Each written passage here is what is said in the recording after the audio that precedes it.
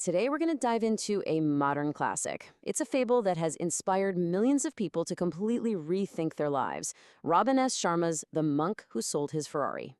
But you see, this is way more than just a story. The book's subtitle calls it a fable about fulfilling your dreams and reaching your destiny. I mean, that's a huge promise, right? A promise of total transformation, all wrapped up in this really enchanting tale. So let me ask you something, and be honest with yourself. What would it take? What one single event would have to happen to make you stop, take a hard look at your life, and decide, that's it, I'm changing everything? Well, for the hero of our story, this brilliant trial lawyer named Julian Mantle, the answer was pretty dramatic. A massive, life-altering heart attack. He literally collapsed right in the middle of a packed courtroom, right at what everyone thought was the absolute peak of his career. And the change in him? It was just, wow, absolutely staggering. Before the heart attack, Julian was 53 years old, but he looked like he was in his late 70s.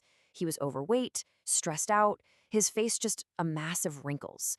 But after his journey, he came back looking youthful, vital, lean, literally glowing with health. So the big question is, how on earth did he pull that off? Well, this whole journey kicks off with what the book calls the lawyer's wake-up call, that dramatic fall from what looked like success into a complete and total collapse.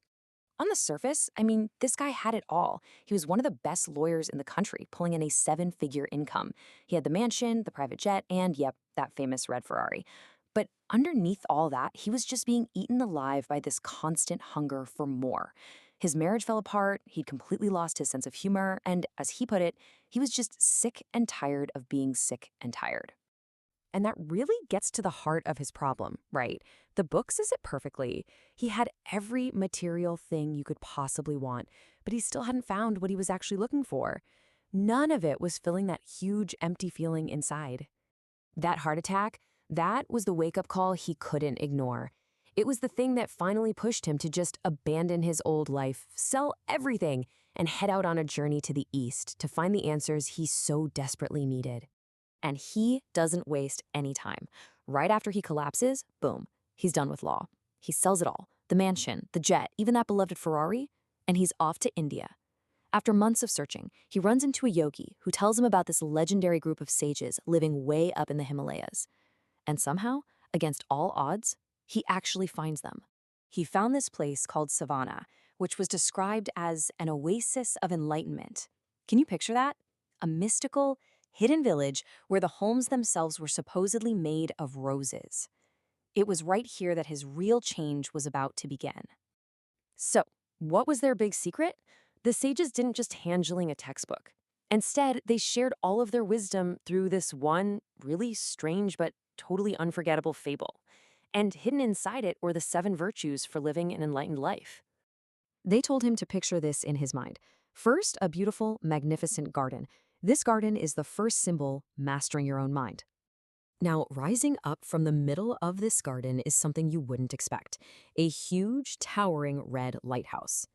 This symbolizes the second virtue, following your life's purpose, your own personal true north. And then, things get really weird.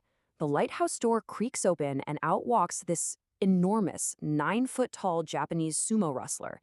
He represents the third virtue, the practice of kaizen, which means constant and never-ending self-improvement.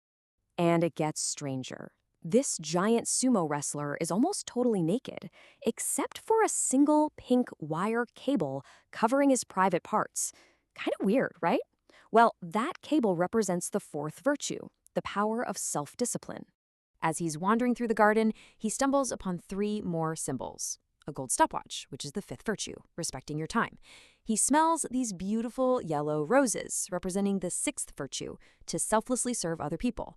And finally, he finds a path made of sparkling diamonds, symbolizing the 7th and final virtue, embracing the present moment. Okay, so let's try to decode this thing, starting with that very first symbol, which is probably the most important virtue of all, mastering your mind as if it were a garden. The garden, as you've probably guessed, is a metaphor for your mind. The sages taught that if you tend to it carefully, if you cultivate it, it will blossom into something beyond your wildest dreams. But if you let the weeds, things like worry, fear, and negativity take root, you'll never, ever find true peace. And this is the core message, the one thing they really hammered home. You have to think of your mind as this sacred space.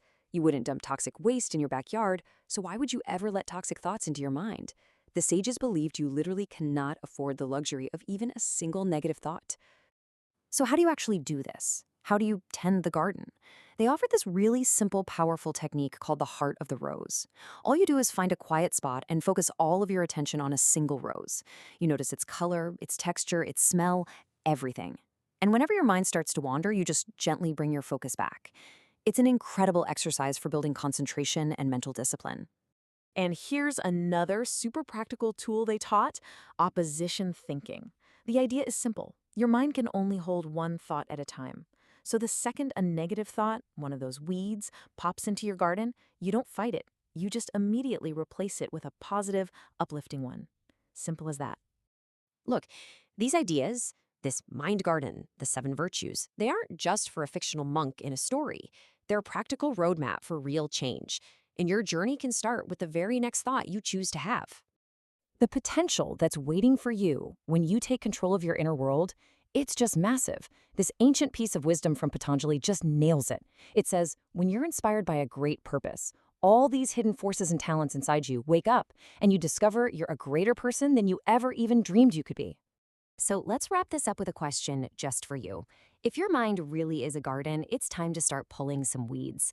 Just take a second and think, what is the very first weed, that first negative thought or worry that keeps popping up, that you're going to pull?